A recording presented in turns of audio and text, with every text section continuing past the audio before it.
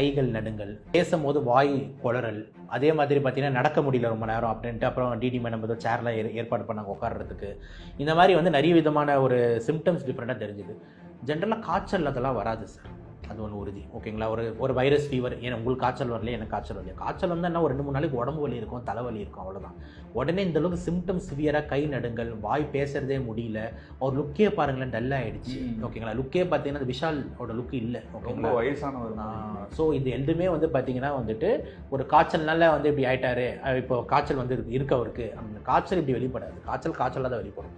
அப்போ இந்த இடத்துல வந்து அவருக்கு பாதிக்கப்படக்கூடிய வந்துட்டு உறுப்பு எது அப்படின்ற மாதிரி எடுத்துக்கிட்டிங்கன்னா கண்டிப்பாக வந்து சென்ட்ரல் நர்வஸ் சிஸ்டம். அப்படின்னா என்னென்னா வந்துட்டு சென்ட்ரலாக என்ன, தலை, மூளை.